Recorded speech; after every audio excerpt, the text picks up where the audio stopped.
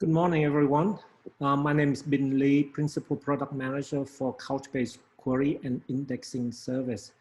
Welcome to this session titled Flex Index, Query Without Limitation.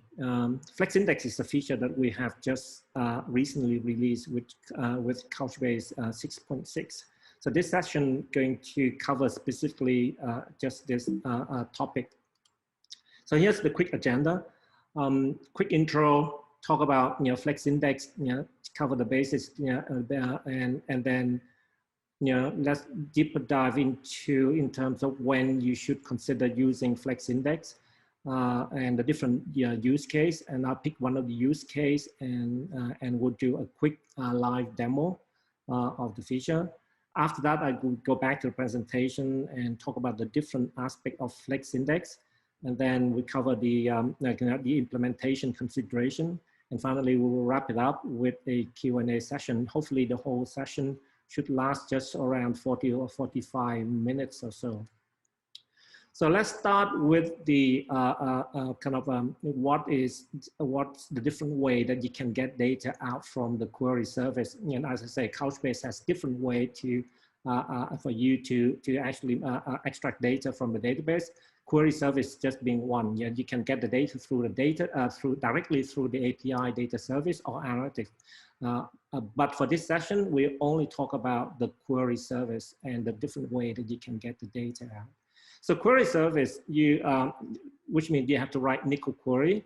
And the first approach is that you can write a NICL query and leverage the use key predicate. With use key, you effectively provide an actual document key. So that's query service then simply go directly to the data service to retrieve the data. That's kind of by far the fastest way to get to your data, but you need to have the key. So you can provide one key, a range of key, or even write a query with a subquery that return all the key that you need.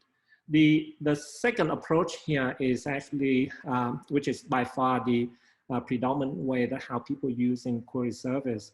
You write a query with a lot of different kind of predicates, and then depending on whether you have the index for the predicate, then the optimizer would make use of the index service to return effectively the document key to the query service, and the query service can effectively doing getting the data back from the data service. So that's the second way that you can get to the data. With indexing service, you effectively relying on the B-tree index design to get to the data.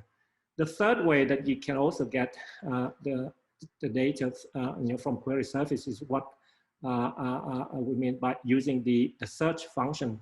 So the search function that we introduced around Couchbase 6.5 is a way that we integrate full text search into the query service with this search function. So you can actually use the search function and provide the actual search parameter. Like in this case, I'm looking for all the activity with the nodes that has the term Flex Index in it. So that it leverages the Couchbase full text search capability for you to pull the data back. The diagram below that just give you an idea that Flex Index, the full text search leverage the inverted index design, so which is different from B-tree. The final approach here is actually, well, not so much about a different approach, but if you write a query and it doesn't have and the optimizer cannot find the appropriate index or secondary index for it for your query, then it will fall back on using the primary scan. And primary scan is similar to full table scan in other databases. So it is not the most performant option. So hopefully you don't have to rely on that. And we often recommend that you don't rely on primary index for that reason. So that's kind of the different way that you can get data from the queries service today. So what's Flex Index? So Flex Index, in a nutshell, is a mechanism whereby you can write a NICL query with a standard NICL query in terms of a pure NICL predicate. And the optimizer would then consider either use secondary index or keyword text index, depending on the hint that you would provide. So it effectively allows Nico to transparently benefit the full power of text search, basically without any query limitation. It can basically leverage full text search to search for nested document array, aggregate, and perform aggregation in Nico, as well as doing join and sorting as well. Just a word on when I mentioned keyword text search here. Basically, by that I refer to the way that the field is processed before adding to the text index. So typically, when you use full text search, what you do is that you kind of the full text search would use the standard analyzer to kind of pass the field value into individual term before it added to the index. Whereas if you use the keyword analyzer, the entire string is added to the index without being parsed. So that's the important point to notice. So flex index explain, from an application perspective, you can either, right now, if you write an application that you leverage the query with complex query predicate, which is by far the most common use case of how people using Nico query, or you can actually writing your application that leverage full text search directly for language awareness and stemming and scoring. That kind of search. So those are the two different paths that people can leverage these two services right now. But with the query service, you can actually with the predicate, just Nico predicate. Typically, it just leverage either the GSI index, or if you use, I mentioned like you're using the search function, then it would actually kind of try to send that to the full text search service to retrieve your document.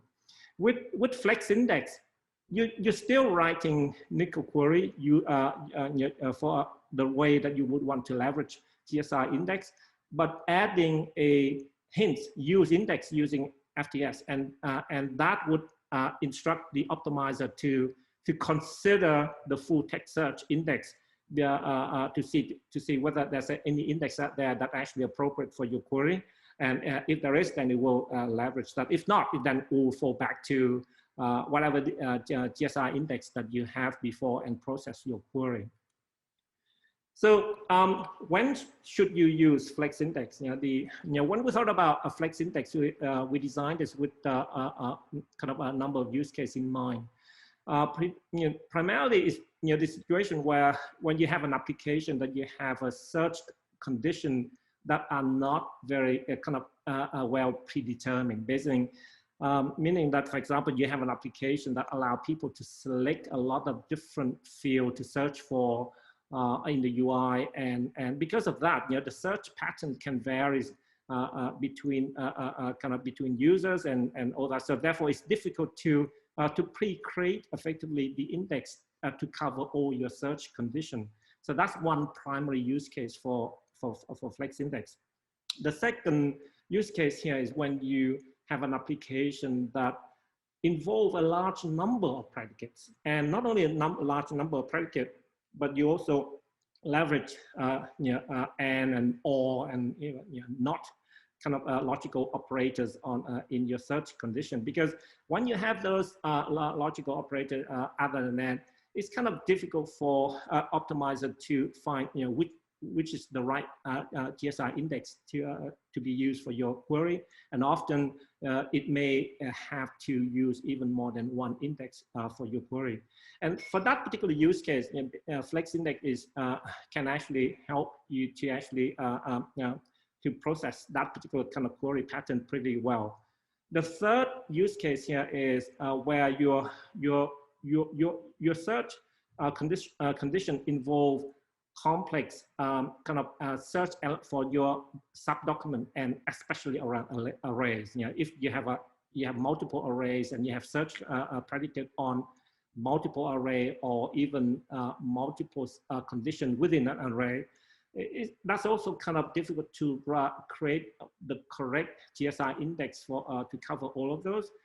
You know, flex index is pretty good at can help you with that pretty well. The fourth use case, again, this is probably more of when you want to leverage full text search, you know, the term search, as well as SQL aggregation, and also the nickel kind of predicate as well. So that combine all of the query capability within one nickel query language. So that's the fourth use case. The last use case probably a little bit more simpler to explain, because once you see if you're using full text search syntax, you can see that, you know, basically it's actually using a completely different way of specifying the predicate, and sometimes you may want to just prefer to use the simpler way of writing nickel, you know, or SQL predicate. So that's something that I will show you in the demo. So let's consider this simple use case.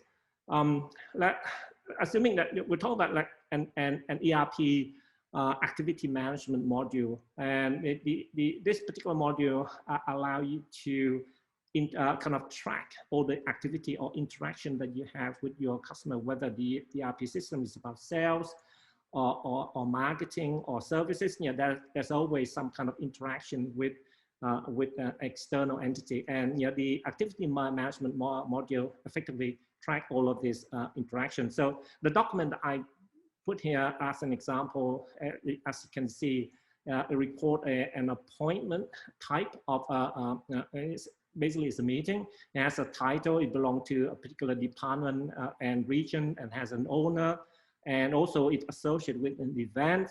There's a number of fields, and also finally the customer that this particular appointment is associated with. And all of the fields that I highlighted in bold here, so effectively the field that in the example that you know, you potentially want your user to be able to search on. So there's about 13 fields here, and the requirement is that your application should allow people to search on any of those, or even combination of those fields. And the query may involve, you know, like I say, logical operators like and or. And you want it to be pretty fast. Yeah, it has to be. It need to respond, come back within the second. And data volume, you know, here I just put some example number in terms of, you know, around 1 million document, you know, 3,000 per region per month for a number of region. And the data retention policy here is simply specifying that, you know, the data would be around for 24 months. After that, it will be archived out. You know, the goal here is actually to make sure that the data sets is going to remain pretty constant in the long term to ensure a consistent kind of latency. So what would be the challenge to meet these requirements? First of all, you know, if you want a query to run within the second, chances are you need to leverage some kind of indexes. And you would then also need to rely on composite index because of the fact that there's, you know, user can provide up to 13 different kind of predicates for your query. But the challenge here is that when you start adding an or clause in it, then the query may end up having to kind of use multiple index, and that can affect performance as well. And even if you create composite index on these 13 different fields, you may end up with too many indexes to, and that would be difficult to maintain. So what would be the solution, the index strategy for this problem? I'm going to list out a number of strategies here that I have seen in many of the applications that currently in the market. The first strategy is that simply to create an index for each field of, in this case, you know, the 13 different fields. The advantage of course, yes, it sounds simple, but it's only good if the user only use one search field. You know, what happens if, you know, they provide multiple fields? Then you end up having to the query may end up having to leverage multiple index and doing intersect scan, and which can be inefficient, especially when multiple indexes are involved. The second option that you find here is that the application start to define what I call a mandatory field for search. It would require less index, because out of those 13 fields, in order for your user to be able to search, you request that they have to provide specific mandatory field before the search can take place. It is not flexible, because it is difficult to determine what is the mandatory set field is, and even that you still may have to do some intersect scan if multiple indexes are involved. The third approach here is to build a composite index on a common search pattern. Basically, I mean, in most use cases, users do not just randomly search for everything. There's a reason why a user would be searching for the data, and often you can find that there's always a set of a well-defined pattern of what people tend to look for. So basically, the third option here is that would give you a good query performance, because you can create a composite index for this search pattern. But again, if you write, if the application is going to be deployed in multiple businesses, and each business may have a different set of mandatory field and or search combination, so therefore it's not that flexible either if you kind of lock into a particular search pattern. The last option here is basically you build a composite index on all of the search pattern. I mean, that sounds kind of sounds simple, but it's not. Basically, imagine if you have 13 fields, all the different combination of that is gonna end up with a lot of composite index, which is not practical, because it's just very hard to maintain those indexes in your system. So that's the challenge. I mean, so how do we solve that with Flex Index? Here, so I just give you kind of an example of the query, that what it would look like in the simpler case. So your query here is basically just select from the CRM bucket, and the type of data is activity, because we were talking about the activity management module. And these are all the predicate for the 13 different fields. Anything from title, department, or down to the event, as well as the account owner. And then, of course, then you will have you define a composite index on all of these fields. In this case, 13 different fields. So this is like the example here, but you can clearly see there. So this query would work well. Basically you have a covered index, because your index cover every predicate that you need. But it may not work well when you start to change the predicate. But anyway, so that's I'm going to talk about that in the demo. On the right here is the kind of how do we use that in the context of Flex Index. So the same query that you have, all you have to add is actually the hint of use index using FTS. That hint effectively tell the query optimizer to consider using an FTS index. You can specify an actual FTS index if you want, but if you simply saying that using FTS, it would consider all of the FTS index, and if one of the index qualify, it would use that. So the screenshot here just show you quickly, what's the FTS index, how that's defined. So you can see that it's very similar to GSI index, that in that it has all the relevant field in your search as well. So that's kind of in effect, that's how you can use the Flex Index. So let's go into the demo. So the demo here is I'm gonna do here is quickly set up my Couchbase server on my local laptop here. Is actually version 6.6, not version 7, as I said here. And it has about 500 documents there, with the size of each document is around 1.5, and I'm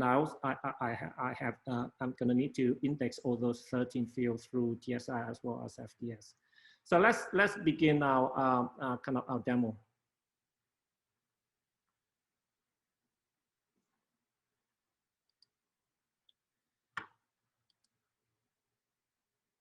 So here's the query that we just looked at in the slide deck.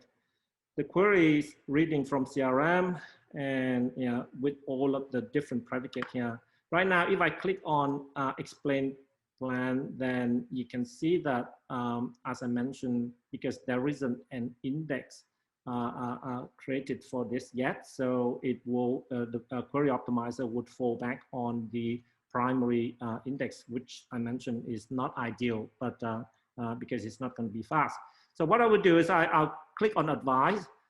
So index advisor would give me, here's the basically here's the index that you should create for this. Effectively, is a composite index on all of the different fields. So I'll kind of create it right now.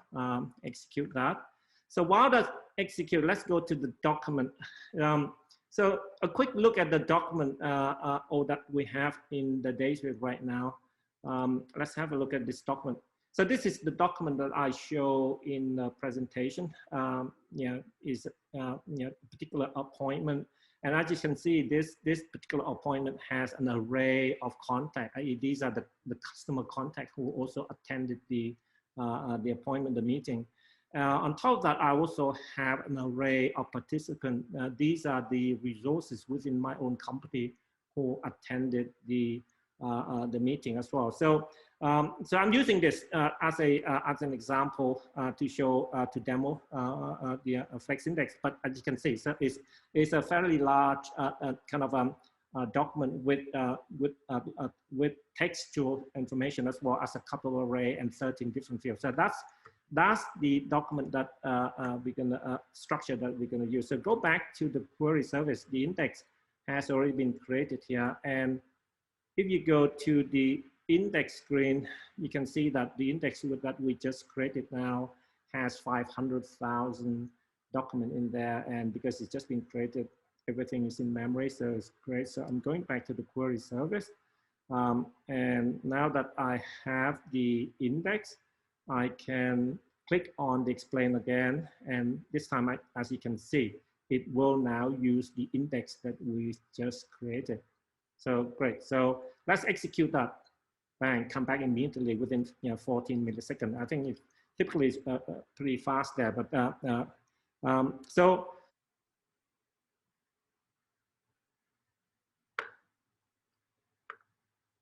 Okay, so if I go back to the same query, and as you recall, the index was created with the vendor name as the leading key. So I'm saying, what happened if I remove vendor name out from my query?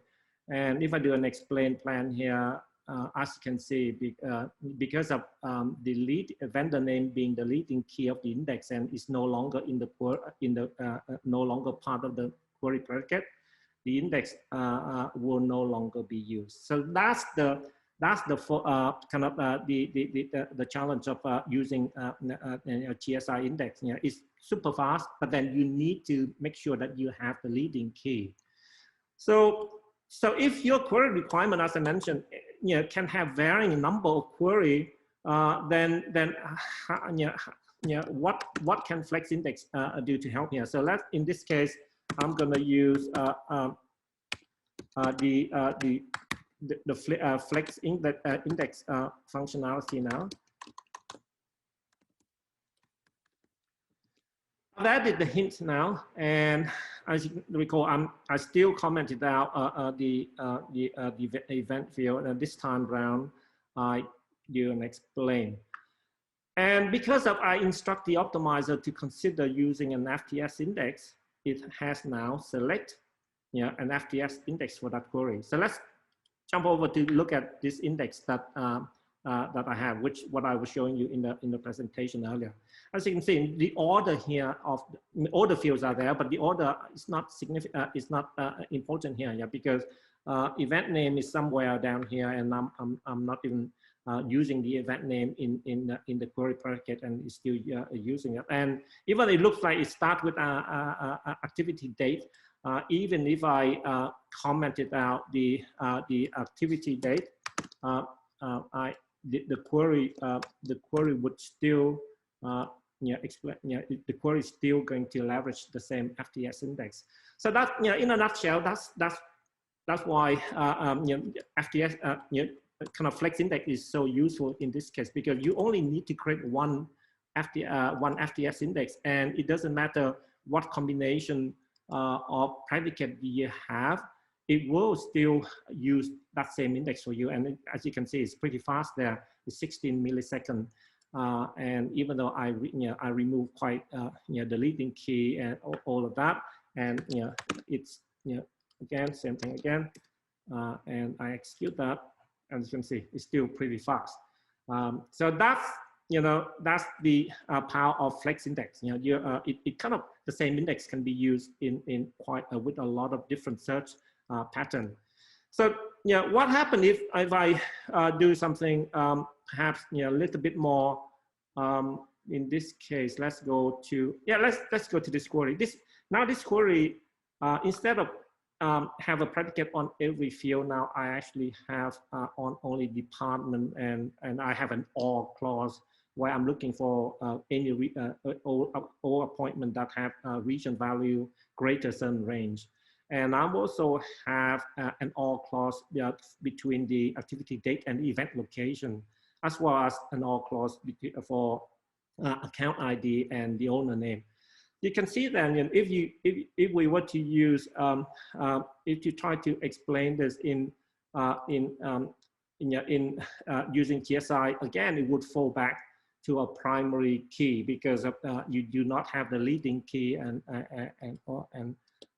for it to use the index that we created earlier. But what if I use the flex index option? And this time around, I explain it again. Use.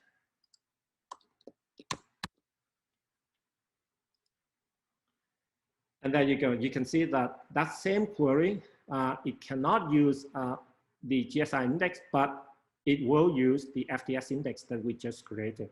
And if I execute that again, that's again pretty quick, even though in 269 milliseconds, but that's 166 document kind of return from that query.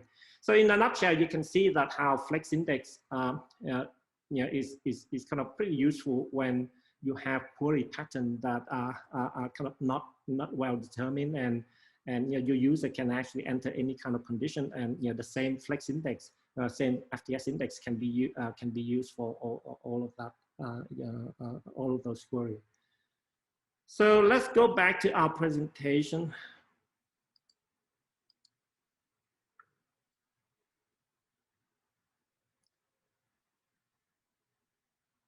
So what else can flex index do?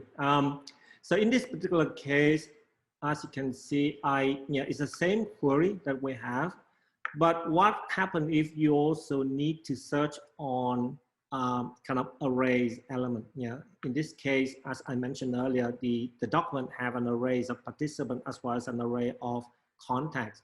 And in this, I have extended the query to actually add 2 additional predicates to look for a particular, if any activity that involves this particular participant as well, with the name starting with branding.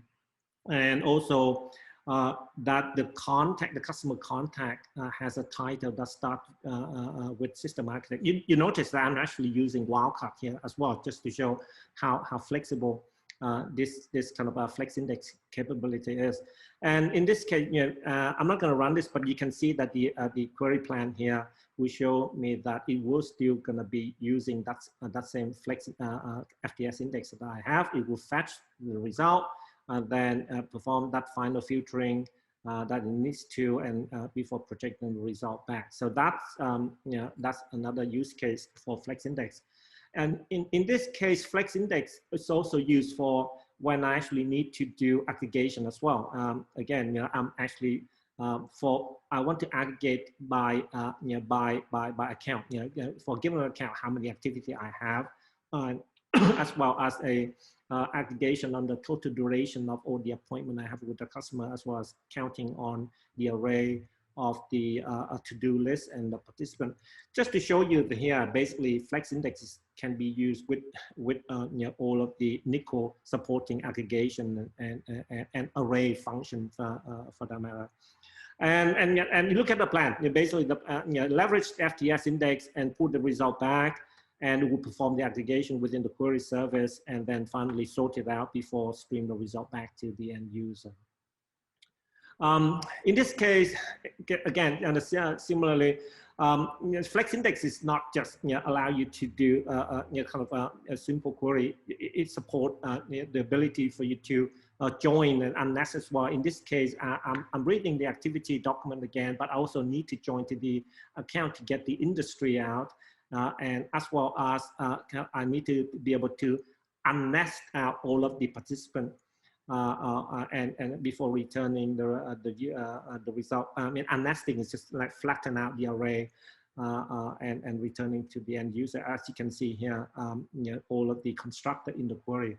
And looking at the query plan, show you that it does use an index on the account for the join, and then on this side, it actually use the FTS index that we created earlier to get the data back before performing a nested loop join between these two data sets. And then it performed an unnest to kind of flatten the result back before projecting the result back to the end user.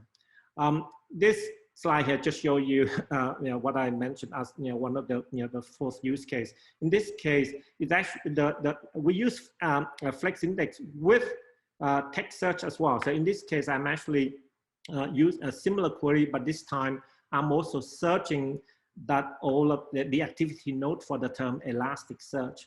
I mean, if you look at the query plan here, it's interesting part about the query plan here is that it actually used the FTS index twice. The first is actually to for the predicate that we provide. The second time that it uses is because for the node index, because that's the actual text search, the term to search for the term Elasticsearch within the node.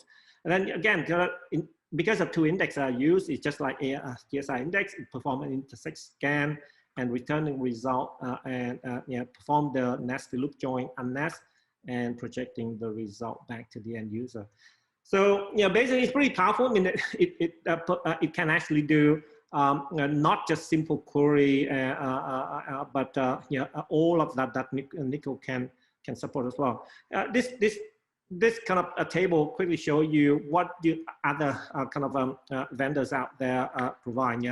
If you break down the different kind of query to three different types. The first type is actually the simple exact and range match. With SQL, you can do select star where title you can say a value. With Mongo query, the syntax is slightly different, but still, for people that who are familiar with Mongo, you can see that that's the Mongo query language. With Elastic, it's actually because it now supports SQL. You can write SQL pretty much the same way as Oracle SQL does. And with NICO, the same thing. It's pretty much identical. In terms of exact and range match, all of these databases has a pretty good support for that. For text search, Oracle, you're gonna have to use the contain function in order to get the score back for that particular text. For Mongo, you have to, Mongo support text search using the kind of aggregate framework to do that. And it only support, by the way, if text search is, for Mongo only work for their Atlas offering, which is their cloud offering. Elastic, yes, and this is actually what people using Elastic search for mainly, and the syntax is slightly, it's not the same as SQL or NICO that have their own kind of syntax. It's pretty much the same with Couchbase FTS. If you look at the syntax to do the search, it's very similar to the Lucene kind of a type of search kind of syntax there. But on top of that, NICO also, I mentioned to you that the ability to use the search function within NICO. And if you look at this query, I mean, it's somewhat a little bit simpler to write, but and that's the main reason why we introduced the integration of search into the NICO query. The last type of search here, which is what we talk about here, flex index, i.e. a query that can leverage either of the two index. I mean, Oracle, you cannot do that because Oracle, you either have to use contain or SQL predicate. You can't write a query that actually leverage either index. Mongo, you cannot do that either. You actually have to use the text search or find. You can't use both. And then with Elastic, and Elastic can actually do that because of that implementation of SQL. But because it's still new, SQL is new to Elastic. Then you can see that there's a lot of limitation there in terms of the data, the result set or subquery or aggregation. That's a lot of limitation right now. I mean, whereas with Couchbase, like I said, it's very simple, and you write your NICO query, and you can do whatever it is that NICO support, and if you have a qualified FTS index, you can leverage the FTS index with that hint there.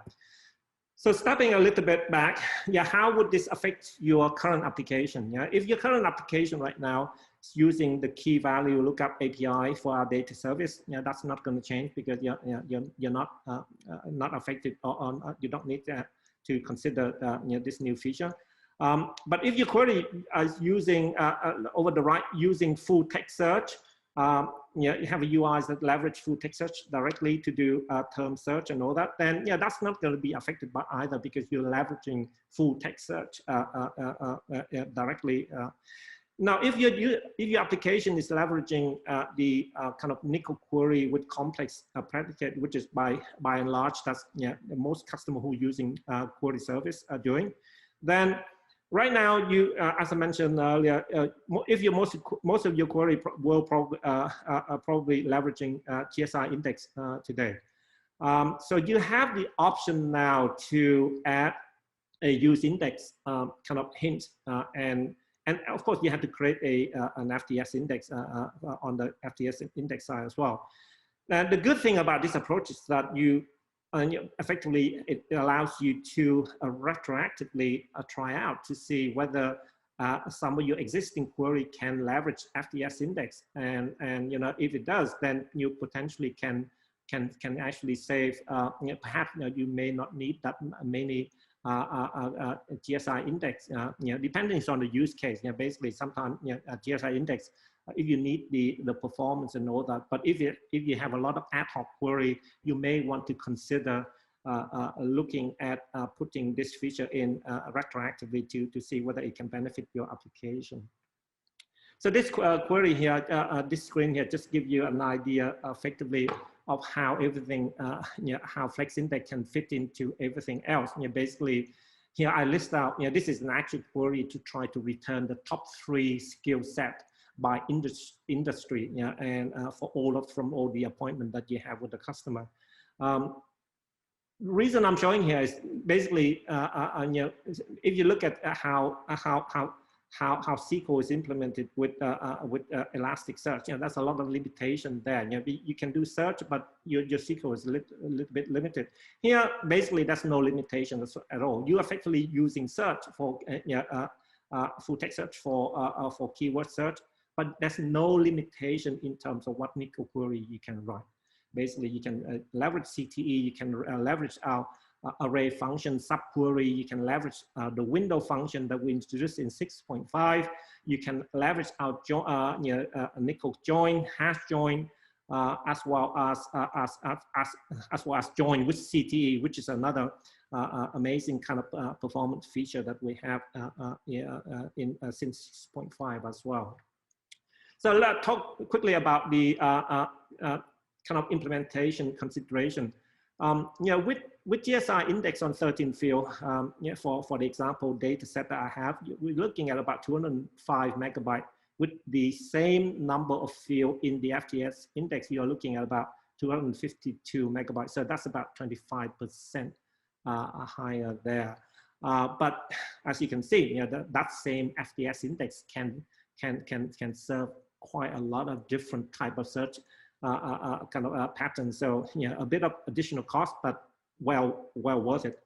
The other case is that if you actually have arrays or multiple arrays that you also need to add to the index, with GSI you can add one array to the index, but for multiple index you're gonna have to have multiple GSI index for that. So I'm put a not applicable here.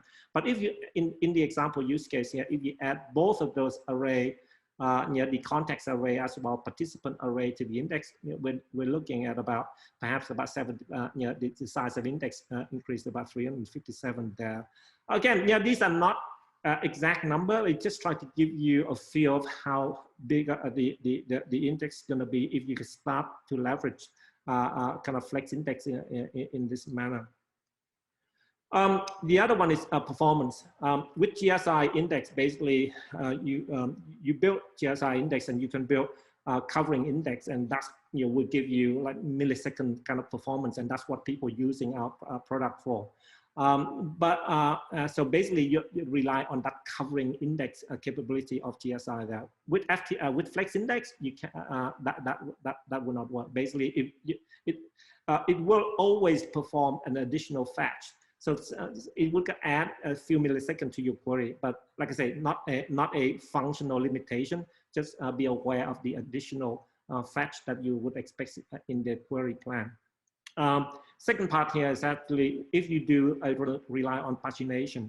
With pagination, for example, you want to fetch the first 10 or the 10 after 100 or after 1,000 document, then using limit and offset.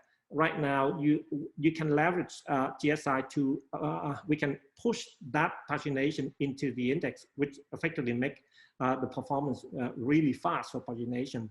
But you cannot do that with, you cannot push that down with flex index. Again, not a functional limitation. You can still issue that in your query. It's just that the query service has to do the manual pagination for your query. We cannot push that down to the flex index. The third case here is, if your query contains same thing, aggregation, and typically aggregation, we can actually push the aggregation down to the GSI index as well. But in this case, likewise, you cannot push the aggregation down to the the full text index for this purpose. Again, the aggregation just have to happen in the query service manually. Looking at high level, if you start relying on this feature, what does it mean? Basically, because with GSI, support multi-dimensional scaling, and FTS is the same thing. But that means you can actually spin up the GSI or FTS index as a co-located service or on its own node. In terms of high availability, both GSI and FTS support the same functionality, replica index, and so it can be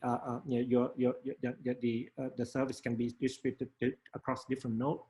Same thing with partitioning, and that you can create partition on this index, distribute on different nodes for faster performance. Auto failover is the same way. GSI and both FTS and GSI support auto failover from so long as they are part of a data service. That's why I put an asterisk there. By themselves, you cannot auto failover these services, but if they are part of the data service, then once data service has an issue, then it can auto failover both of these services in the same way. Delta recovery is perhaps one area that has a bit of difference here. With GSI, when your nodes go down for whatever problem, and when you bring it back up again, it can actually try to rebuild the index based on some of the snapshot that it has on the disk. So therefore, your recovery is not going to be, you don't have to rebuild the index from scratch, but from your last snapshot. With FTS, we cannot do that right now. If you actually bring the node back up, you will have to rebuild your index from scratch. So that's basically that's the end of my presentation here.